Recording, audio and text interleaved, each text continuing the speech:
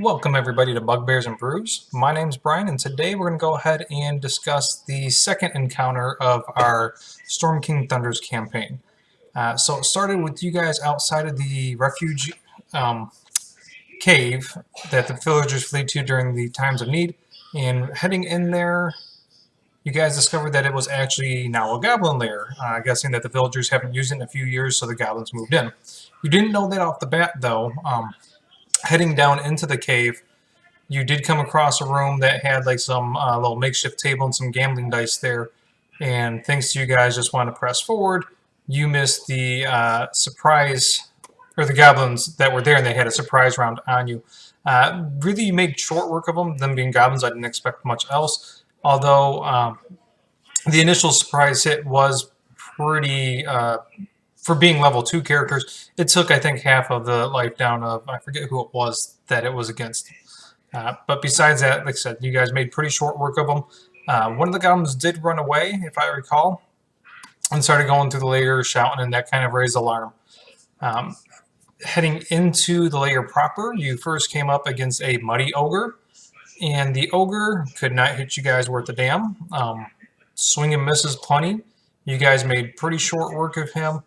He did connect once, and when he did connect, I believe he took down, who did he take down?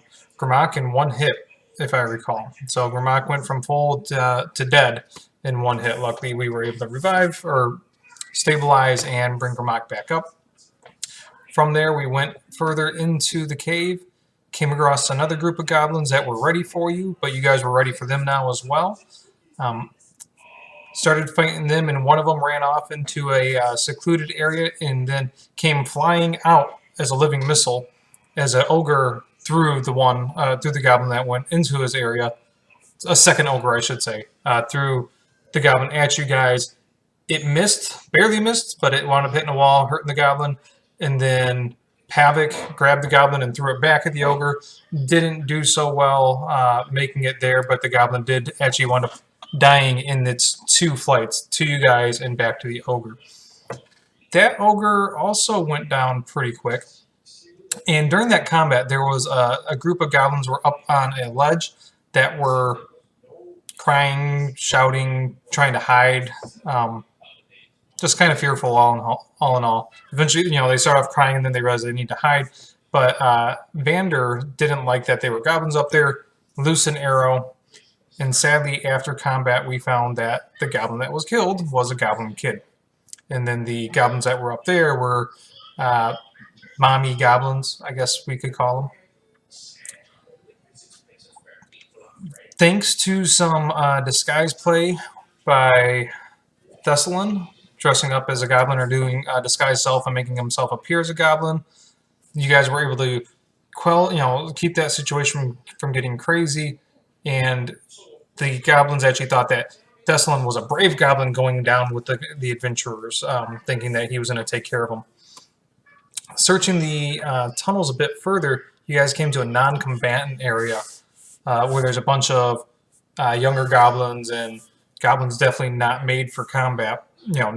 They weren't trained or anything like that. I'm speaking, they were NPC type, low-level commoner one-hit die guys. You guys didn't know that, but if we played it off as them being, clearly not combatants, not trained at all.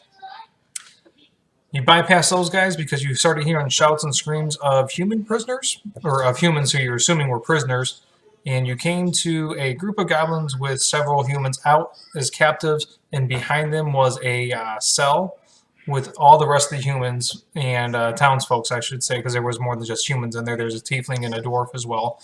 And actually, one of the tieflings was being held up as a captive. There was some discussion that took place there, a little back and forth, and eventually what wound up happening was Thessalon started communicating to the goblins via telepathy and telling them that Snigbat is outside and demands that they come up and get him, and they need to see the king Snigbat. And that led to some confusion amongst the goblins, and eventually that split away. Out of the 5 goblins, it left 2 remaining, but the 2 that remained were the ones with the human shield. Didn't take long though for the goblin wives coming up with the goblin baby or the dead goblin child, and that set the two goblins off. And one of the goblins immediately threw a dagger and killed a child in the cell. So a town child died, and he said that that was payback for that child dying. Um, and from there, it was a pretty quick slaughter of the goblins. One of the goblins did run through the human shield and attempt to stab, I think it was Vander. The stab didn't go through, however, it killed the human shield. Luckily, post-combat, you guys were able to stabilize her, so that was good to go. And then you armed up the villagers, headed out. You had to talk some of the villagers to not go in and absolutely slaughter all the babies and the wives and that stuff of the goblins. But the main thing was getting people out of there. You guys knew going up you'd have a couple of goblins to deal with. However, when you guys came up to the top outside, the three goblins that went outside to go see this Snigbat were all dead with arrows in them. And it was pretty quick to discover that there was a group of elves that were waiting for you guys to come out, mainly waiting for the village as a whole to get out, because they had a bone to pick with the village. And these were the group of high elves that you guys were originally sent to work with and try to settle out the dispute. You met up with the guy in command there. You don't know where he ranks as far as high elves go, but you know he's somewhere in the upper echelons of the hierarchy. You don't know if he's the chieftain or whatever they call themselves, but his name was Belray. And after some mild discussion, he lets you guys know that the dispute between Nightstone is that Lord Nander, not Vander, Lord Nander, we'll call him Lord N, to keep from confusion there. Lord N kidnapped Belray's daughter, Eleni, and supposedly had a child with Eleni. Lord N is assuming that this is all, or sorry, Belray is assuming this is all against Eleni's will, and so he thinks this is, rape and kidnapping and all that kind of stuff. However, Vander, back in his days in Waterdeep, remembers that Lord N came to town with a ward who matches this description, and the ward seemed to be very infatuated with Lord N. So he believes that this doesn't quite match. There's some miscommunication going on here, and he thinks that Eleni may be there willingly. That being said, Lord N has been dead for a few years, and since Eleni hasn't came back, there's this why is she still out there kind of thing going on. And the elves mentioned that they will, respect you guys and protect the town. By protect the town, they mean hold it underneath hostage, is pretty much what they said without saying it, until you guys get back with Eleni and the child, and so that way the family can be reunited. There was a discussion of what would happen or what they need to do if Eleni does not come back willingly. And so they supplied you guys with a massive pile of orc weapons. They said, if she doesn't come back willingly for wherever she's at, take her and then leave these orc weapons. And they'll just think it was the most recent orc tribe that's been troubling them, and they'll go out and slaughter a tribe of orcs. Who cares about that? He didn't even acknowledge the fact that you guys have a half orc in the party.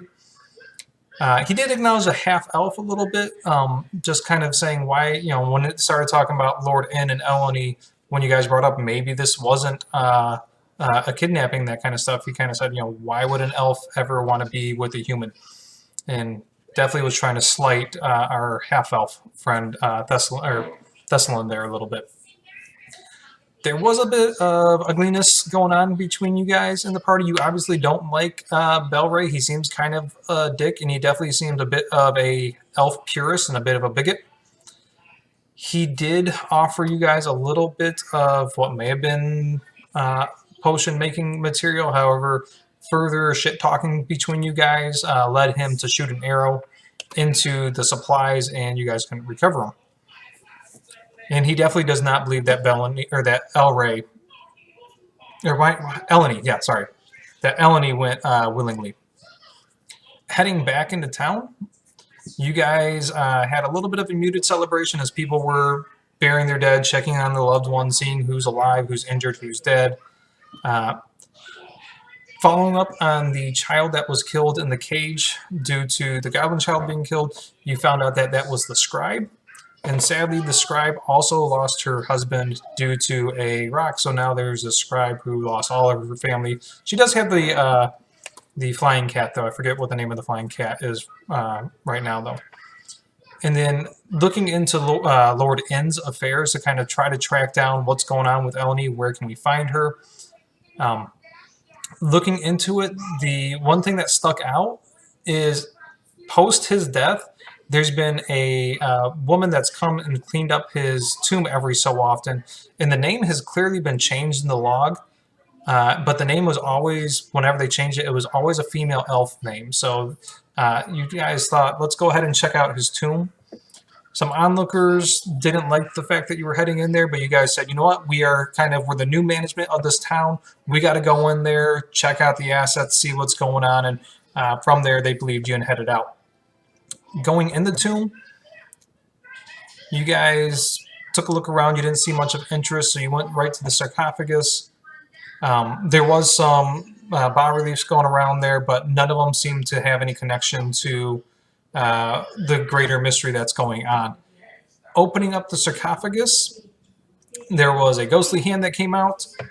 Combat begun, but luckily you guys were able to resolve it peacefully. Yay! Non-murder hobos. While the ghost did try to get up on you guys, thanks to a Pavik turned undead, the ghost started running, and you guys, using name-dropping Eleni, were able to get the ghost to calm down. So that's where we ran out of time, so that's where we stopped. Looking at housekeeping items, level up to level 3, because we're going to be getting going on level 3 here early next session, so we might as well just start at level 3 and continue on. You obviously, for the encounter or discussion that we're about to play out, that you're not going to have your level 3 spells and that kind of stuff, or your, the effects you'd have from level 3, but you guys are smart enough to be able to retcon that, or dumb it down for that discussion. And then think about what kind of questions you want to ask Lord N's ghost. We can talk about those via email if you want. If you're not going to be there, shoot me an email. I know some people were saying they weren't sure what's going on with the holidays. So if you're not going to make it, shoot me an email and say, hey, I want to ask Lord N's ghost about this. Might have a couple different things. Say, if he says X, Y, or Z, I want to reply with this. So I will say, for people that aren't a part of our group that might be watching this, this was very different than how the campaign is supposed to go, I have to say. I'm really glad how we're spinning this. The campaign is really well written, but there's a lot of, why are we doing this? So having this different plot hook and getting the players going in on this, I think, is going to really help facilitate some of the travel and the actual desire, instead of just going to another town because of this person saying you have to. Actually having a mystery that we're trying to solve, I think, is really going to help out. So really had fun with this. I really like that we're not going for full murder hobo. And then we're kind of looking out for the greater good, even if the greater good is also somewhat of a pain in the ass. So thanks, guys. I look forward to gaming next week, and let me know your thoughts, opinions, how that went, and if you aren't a part of our group, let me know how your guys' initial Goblin Cave played out. How did that work out versus what I said here? Probably a pretty different scenario there. Thanks, guys. Bye.